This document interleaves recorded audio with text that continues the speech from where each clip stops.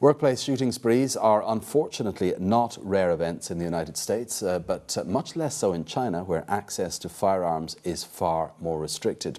That, however, didn't prevent a 62-year-old office manager at a Shanghai Chemical plant from killing 6 people over the weekend, 5 of whom he shot to death. The victims were 4 factory employees, a cab driver and a military sentry.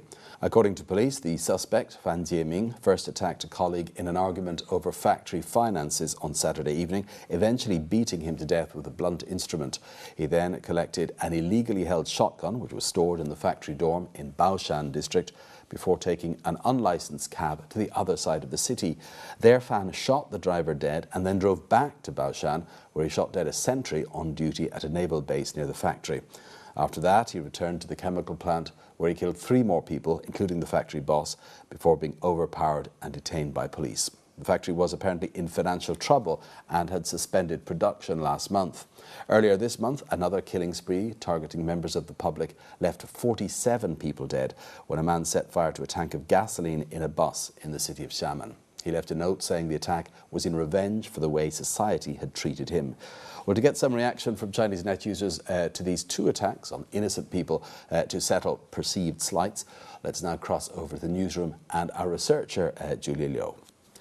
Well, this shooting in Shanghai may not be quite the same as that Xiaman case, Julia, but what they do have in common is that innocent bystanders were killed. So what sort of reactions do net users or have net users been giving to this?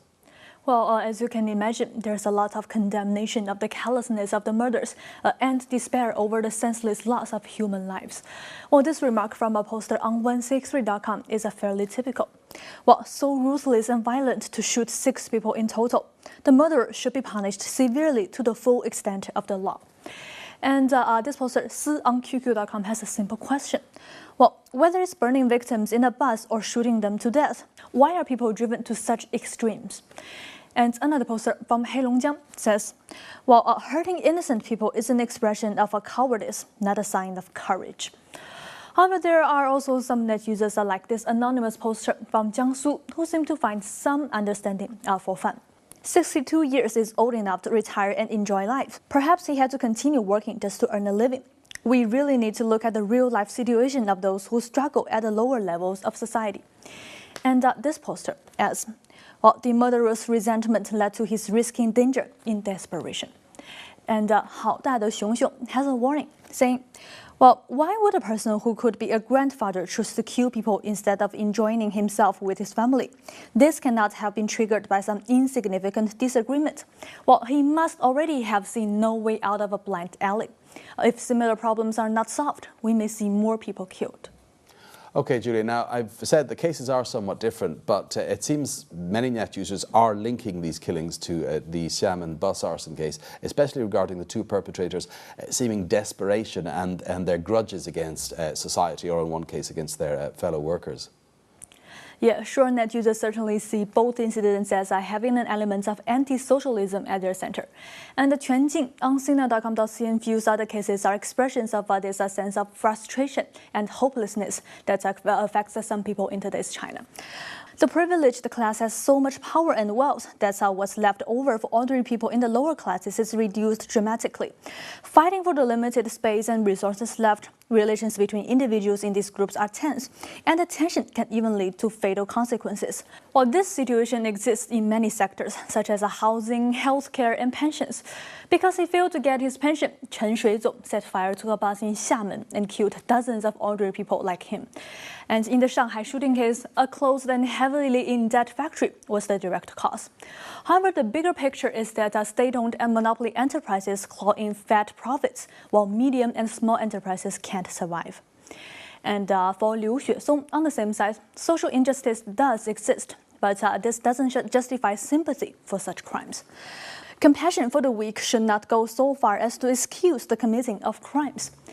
And Ban Tu Ban Lu from Guangdong agrees. Whatever the reasons, murderers have no right to take other people's lives. I feel sorry for net users who lose their moral compass to sympathize with criminals, but I also feel sorry for the government, as there are so many dissatisfied under its rule. Okay then, well, let's ask the question so often asked in the aftermath of such tragedies. What, if anything, can be done to reduce the chances of a repetition?